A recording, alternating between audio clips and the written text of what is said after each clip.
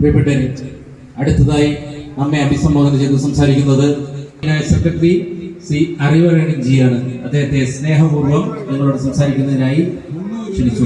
800 ஆகிவிட்டது. ஒரு electricity bill அதிக கட்டணம் வசூலிக்கப்படுகிறது. பர்மிட் டாக்ஸ் அதிக கட்டணம் வசூலிக்கப்படுகிறது. இங்கே பென்ஷன் எடுத்துக்கொண்டால் நமக்கு பெட்ரோலிலும் டீசலிலும் ஆல்கஹாலிலும் எடுக்கக்கூடிய செஸ்ஸில் இருந்து சோசியல் வெல்ஃபேர் பென்ஷன் யாருக்கும் கிட்டுவதில்லை. குறிப்பாக பட்டியலினத்து மாணவர்களுக்கு சொல்ல வேண்டும் என்றால் எஸ்சி லம்சன் கிராண்ட் அவர்களுக்கும் கிட்டுவதில்லை. இப்படி எங்கே எடுத்தாலும் பாவப்பட்ட மக்களுக்கான ஒரு அதிகார அரசியல் இங்கே இல்லை. நமது சர்க்கார் இருந்தபோது ஒவ்வொன்றுமே இந்த மக்களுக்கான ஒரு அரசாகவே இது இருந்திருக்கிறது. ஆகவே வருகின்ற நாட்களில் நமது கேரளத்தில் நமது சுய பகுமானமும் நமது அந்தஸ்தும் நமக்கு திருச்சி கட்டுகின்ற அனுகூலமான நேரம் இது. இன்று இந்த ஜனவிரோத சர்க்காரை நாம் தூக்கி எறிய வேண்டிய காலம் வந்துவிட்டது.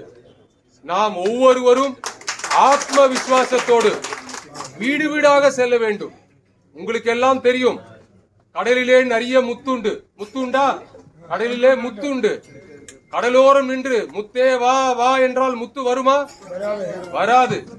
நாம் தான் கடலுக்குள்ளே போய் முத்தை எடுத்து வர வேண்டும். நம் சேலக்கரை மக்கள் நமக்காக காத்து கொண்டிருக்கிறார்கள்.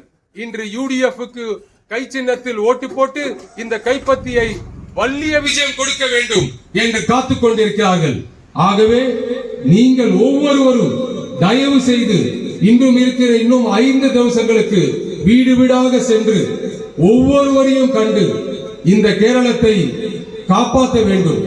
இந்த கேரள மக்களுக்கு விடிவு தர வேண்டும். குறிப்பாக சேலக்கரை என்பது ஒரு வித்து மேல் சிகப்பு மண் இருக்கிறது. ஆனால் இந்த மண்ணை வித்து உடைத்து வரும்போது மாபெரும் மரம் வரும், அங்கே பழங்கள் வரும், மக்களுக்கு நல்லது செய்ய முடியும். ஆகவே சேலக்கரையின் வெற்றி என்பது வருங்காலம் கேரள சமஸ்தானத்தில் 2026 நமது யூடிஎஃப் ஆட்சி அங்கே வந்து மக்களுக்கு நல்லது செய்வோம் என்று கூறிக்கொண்டு, நீங்கள் எல்லாம் பசியாக இருப்பதால் நேரம் அதிகம் எடுக்க விரும்பவில்லை. நன்றி, நமஸ்காரம், ஜெய் ஹிந்த்.